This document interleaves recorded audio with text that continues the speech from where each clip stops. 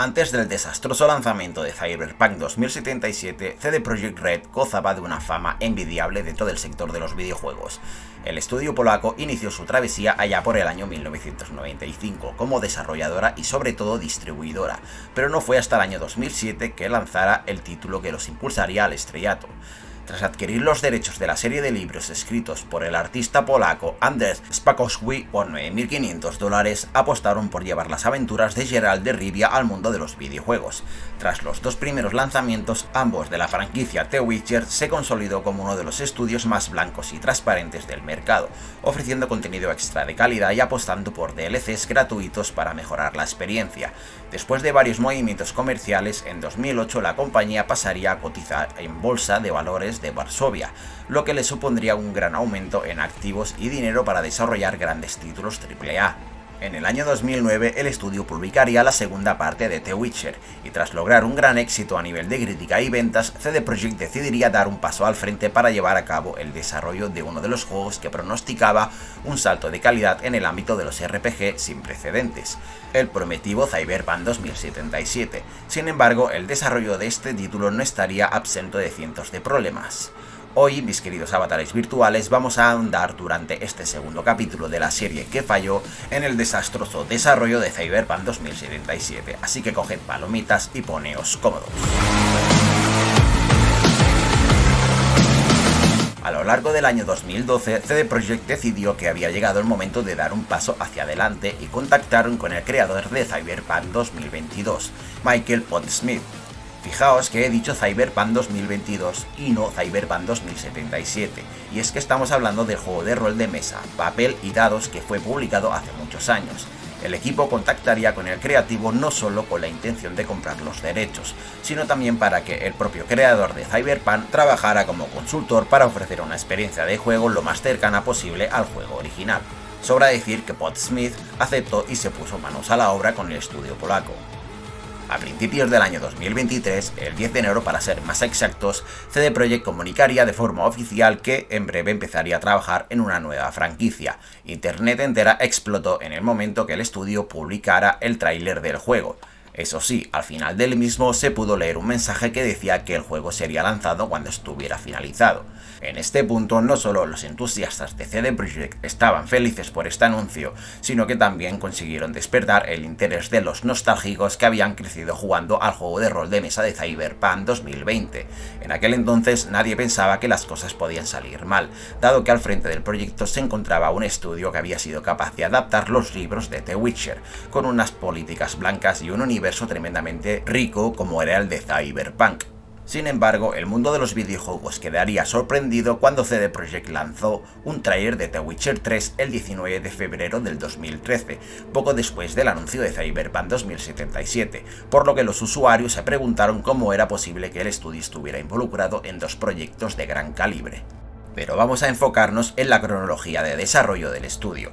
El desarrollo de Cyberpunk 2077 no empezaría realmente hasta el año 2016 a causa del propio The Witcher 3, el cual no fue lanzado hasta el 19 de mayo de 2015, 3 años después del anuncio de Cyberpunk 2077. Por lo tanto, CD Projekt Red siguió trabajando en The Witcher 3 y en sus expansiones hasta el 14 de mayo de 2016, fecha en que lanzó oficialmente la última expansión del juego. Gracias al éxito conseguido con el juego del brujo, la empresa pudo contratar a más desarrolladores en el mes de agosto de ese mismo año para ampliar la plantilla y crear unas nuevas oficinas ubicadas en otra dirección. En diciembre, el estudio recibiría una subvención de $7 millones por parte del gobierno polaco, dado que en ese país se otorga ese tipo de subvenciones a los equipos de desarrollo. Gracias a ese dinero, CD Projekt Red amplió las expectativas de Cyberpunk 2077 y decidieron, entre otras cosas, crear un modo multijugador y la creación de una gran ciudad.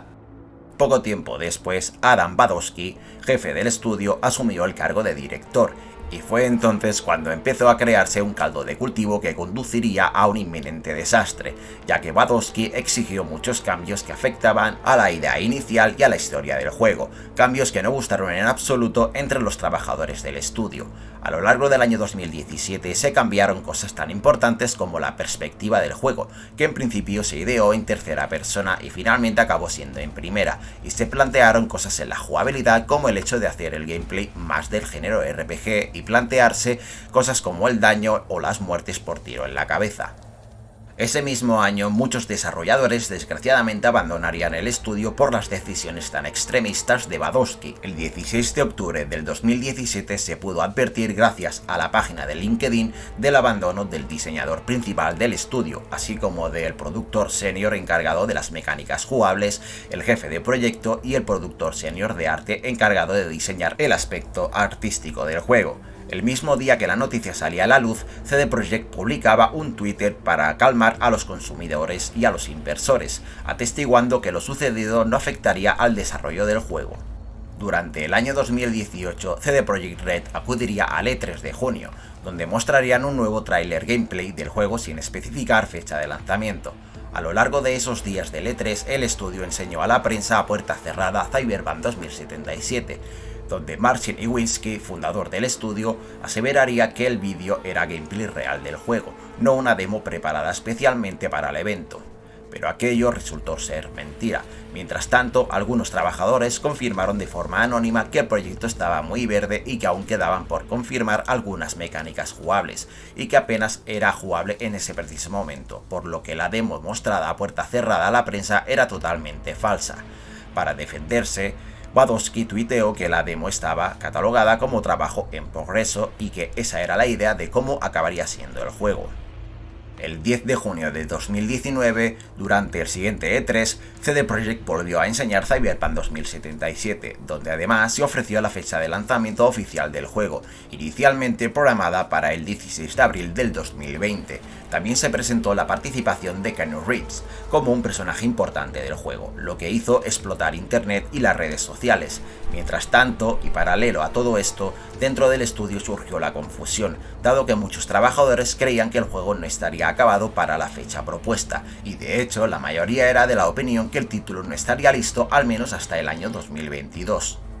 Ahora debemos avanzar hasta el 16 de enero del 2020, fecha en la que CD Projekt anunciaba que el juego se retrasaba hasta el 17 de septiembre de ese mismo año. Fue entonces cuando el estudio confesó al público que para llegar a tiempo a la nueva fecha de lanzamiento tendrían que proceder a hacer crunch. Para los que no sepan qué es un método suave de decir que los trabajadores se verían obligados a hacer muchas, pero muchas horas extra trabajando en el juego. Esto, como no podía ser de otro modo, supuso el inicio de la caída de la buena fama que se había forjado CD Projekt, dado que hasta entonces se le consideraba un estudio blanco con políticas correctas. Pocos meses después surgió una de las peores situaciones, ya no solo para el estudio sino para el mundo entero, y estamos hablando de la devastadora pandemia mundial, que obligaba a los equipos a trabajar desde casa, por lo que el proyecto se vio en serias dificultades para avanzar como estaba planeado. En junio de ese año, CD Projekt anunciaría un nuevo retraso para el juego, algo que ya hizo que las alarmas de muchos se encendieran. Junto con ese comunicado se le dio una nueva fecha de lanzamiento que lo retrasaba hasta el 19 de noviembre. Sin embargo, durante ese mismo mes, CD Projekt volvió a enseñar el juego en un evento online que vendría a sustituir el E3 de ese año y mostró un nuevo tráiler, lo que disparó aún más el hype de los consumidores. Durante el evento se anunció que el juego también estaría disponible para las consolas de nueva generación, aunque a su vez se anunció que el modo multijugador se retrasaba por el momento hasta un nuevo aviso. Y ahora, agarraos, porque se vienen curvas. Poco tiempo después, el estudio anunciaba que el juego se volvía a retrasar hasta el 10 de diciembre de ese año, lo que hizo explotar las redes sociales. Y es justo en este punto donde los altos directivos de CD Projekt fueron conscientes no solo de lo temprano de la fecha de lanzamiento, sino de un suceso que llevaría al juego al fracaso. Poco antes del anuncio del último retraso, un alto directivo del estudio afirmaba que el juego debutaría sin errores y que las versiones de PlayStation 4 e Xbox One eran del todo funcionales. Sin embargo, esto era porque ese directivo estaba convencido que esa era la realidad, pues resulta que CD Projekt, como tantos otros estudios, había contratado una empresa externa para ayudar a pulir el juego. Dicho de otro modo, una empresa que se dedica a buscar bugs y errores para pulirlos. La empresa se llama Quantum Labs, una compañía de control de calidad que trabajó muchísimo tiempo en Cyberpunk 2077. Al parecer, Quantum Lab había sobreexagerado el tamaño del equipo con el que contaba para trabajar en Cyberpunk 2077 para conseguir mantener el contrato que los unía al proyecto de CD Projekt. Por otro lado, Quantum Lab había comunicado a CD Projekt que el equipo estaba formado por personal senior, pero en realidad el gran grueso de trabajadores estaba compuesto por jóvenes con menos de 6 meses de experiencia en control de calidad de videojuegos. Pero lo más grave de todo no es esto, sino que Quantic Lab informaba a diario de una cuota de errores que efectivamente eran reales, pero que llevó a CD Projekt a pensar que Cyberpunk 2077 tenía errores relativamente pequeños, lo que los entorpeció y dificultó para poder encontrar aquellos errores más problemáticos que rompían el juego. Esto se alinearía con aquella declaración antes del lanzamiento del alto mando del estudio que afirmaba que el control de calidad no había encontrado muchos errores. Al darse cuenta de lo sucedido, el estudio trabajó todo lo que pudo en intentar arreglar el desaguisado, pero ya era demasiado tarde. Ya no podían volver a retrasar el juego dado que los accionistas pedían resultados, y además la comunidad andaba con la mosca tras la oreja, por lo que desde la cúspide de los que mandan se dijo que el juego debía ser lanzado sí o sí para la fecha establecida, y considerando que The Witcher 3 debutó con cientos de fallos y bugs, y que aún así los consumidores y la crítica lo encumbraron, se dijeron que ya lo arreglarían con el pasar de las semanas y los meses, que no suponían ningún problema. Pobres incautos. Y la fecha de lanzamiento se acercó inexorablemente. Cabe señalar que los primeros análisis del juego, en embargo, estaban centrados en la versión de PC, y CD Projekt hizo firmar a los medios un documento donde les obligaba a no hablar de la versión de consola. Muchos otros medios directamente recibieron la versión de consola el mismo día del lanzamiento, como es mi caso, lo que hizo que no pudiéramos saber de esta versión hasta después del lanzamiento. En su lanzamiento, Cyberpunk 2077 estaba incompleto, estaba roto, estaba sin pulir y sin terminar, y de hecho estaba tan mal que al poco Sony retiró el juego de la Store y Microsoft adjuntó un texto donde advertía que el título poseía muchos problemas y fallos que podían entorpecer la experiencia de juego. 2 días después del lanzamiento, CD Projekt Red acudió a las redes sociales para pedir disculpas y acto seguido prometer que aquellos usuarios que se encontraran descontentos con la adquisición del videojuego en consola podrían recurrir a las tiendas o a las plataformas de venta digital para devolver su copia y que el dinero se les reembolsara. Cabe decir que la encargada de distribuir el juego en Europa es Bandai Namco, y esta se negó en rotundo a aceptar las devoluciones, por lo que instaba a los consumidores afectados a dirigirse directamente a CD Projekt Red. Por otro lado, aquellos jugadores que habían adquirido su copia a través de las tiendas digitales de Xbox y PlayStation se encontraron batallando para reclamar el reembolso del dinero, algunos con más suerte que otros. La cadena de tiendas de videojuegos de España, El Game, aceptó la devolución durante las primeras horas después del lanzamiento, pero poco después realizó un comunicado donde anunciaba que no podían reembolsar el dinero a los consumidores que ya habían abierto el videojuego y que este no podía devolverse a la tienda. El problema iba más allá de lo esperado, ya que el videojuego no solo presentaba problemas graves de rendimiento, fallos, bugs y unos 1000 sinsentidos, sino que incumplía varias promesas llevadas a cabo por el estudio. Tras el desastroso lanzamiento de Cyberpunk 2077, la compañía cayó en picado en bolsa hasta números preocupantes. Incluso los inversores amenazaron con denunciarles por entregar un producto defectuoso con conocimiento de causa.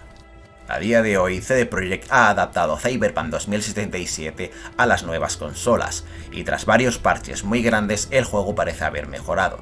Sin embargo, sigue sin poseer muchas de las cosas que se prometieron antes del lanzamiento.